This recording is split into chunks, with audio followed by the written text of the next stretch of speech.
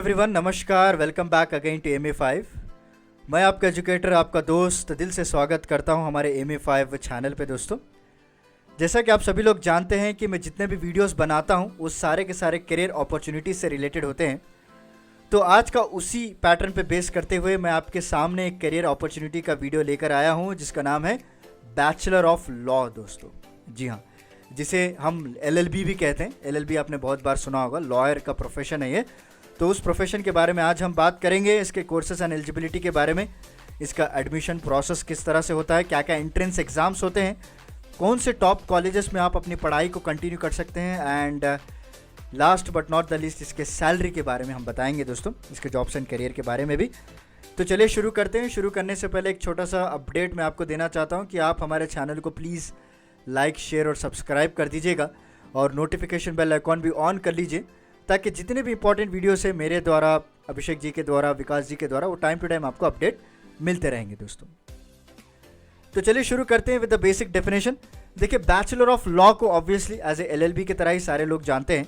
So it is a degree in law which is conferred upon the graduation from the college of law दोस्तों। Okay, तो ये जो degree है आपको 3 साल एकेडमिक स्टडी करने के बाद लॉ सब्जेक्ट्स में दी जाती है और उसके बाद जो है आपको एक टाइटल लगाया जाता है एज ए लॉयर दोस्तों।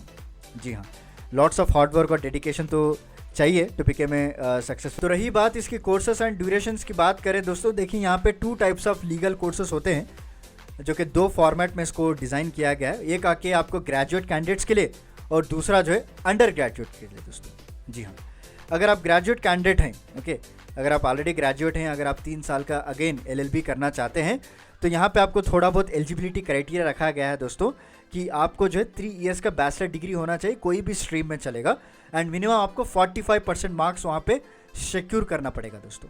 ठीक, फॉर ग्रेजुएट, ऑलरेडी जो ग्रेजुएट हो चुके हैं उनके लिए बोल रहा हूँ मैं। या फिर अंडर ग्रेजुएट्स दोस्तों, इनके लिए 5 साल का इंटीग्रेटेड लॉ कोर्स रखा गया है। कितने साल का? 5 साल का। इस 5 साल में आपको BA LLB पढ़ाया जाएगा, BBA LLB हो या फिर BCom LLB हो या फिर BSc LLB हो।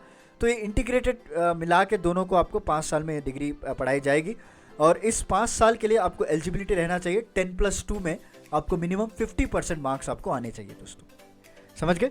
2 तरह के कोर्सेस हैं यहाँ पे, एक ग्रेजुएट्स के लिए जो 3 साल का होता है, या फिर अंडर ग्रेजुएट्स के लिए जो कि 5 साल का इंटीग्रेटेड लॉ कोर्स होता है दोस्तों। दोनों के लिए अलग अलग एलिजिबिलिटी होती है। एंड क्या क्या सब्जेक्ट्स हैं जो आपको पढ़ाया जाता है इसमें? ज्यूरिस्प्रूडेंस हो गया दोस्तों, code of civil procedure, political science, contracts, legal methods, litigation and advocacy, family law, administrative law, तरह तरह के होते हैं दोस्तों बैचलर ऑफ लॉ कोर्सेज, जहाँ पे इस सारे सब्जेक्ट्स को पढ़ाया जाता है।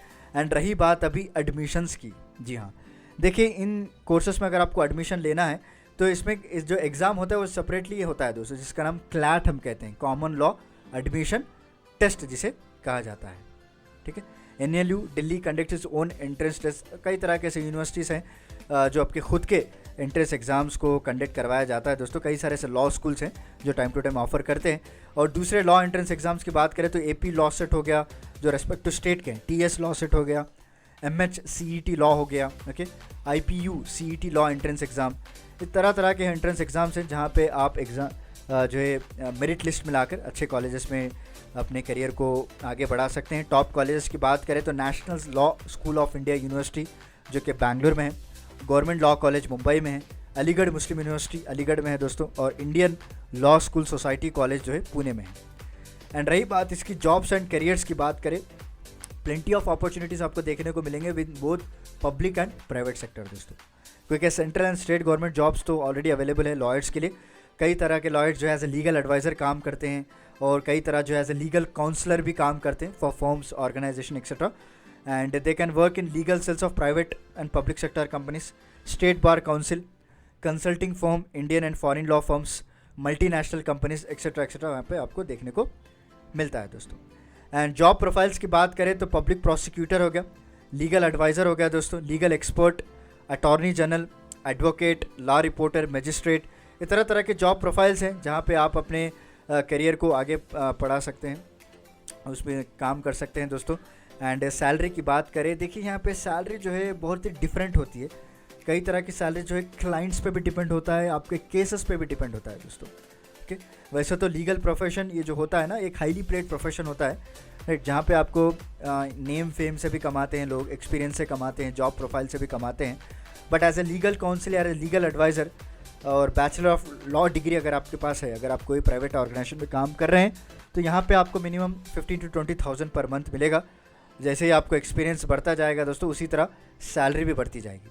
नॉट ओनली दैट, जैसे मैंने स्टार्टिंग में कहा था आपको, राइट, कि नेम फेम पे भी कई तरह के आपके पास जितना क्लाइंट बेस होता है उसके बेसिस पे भी आप फीस को अपनी चार्ज कर सकते हैं, अगर आप किसी प्राइवेट काउंसिल के लिए लड़ रहे हैं या फिर किसी प्राइवेट इंडिविजुअल के लिए आप लड़ रहे हैं दोस्तों। So this is a basic overview, basic idea of bachelor of law जिसे कहा जाता है LLB। ठीक है, किस तरह से इसके कोर्सेस हैं, क्या क्या ड्यूरेशन हैं, क्या क्या एलिजिबिलिटी मैंने बताया, दोनों अलग अलग एलिजिबिलिटी हैं। जॉब प्रोफाइल्स के बारे में हमने पढ़ा, सैलरी के बारे में हमने पढ़ा। तो चलिए मिलता हूँ मैं आपको अगले लेक्चर के साथ, कुछ इंटरेस्टिंग टॉपिक के साथ। तब तक के लिए धन्यवाद दोस्तों।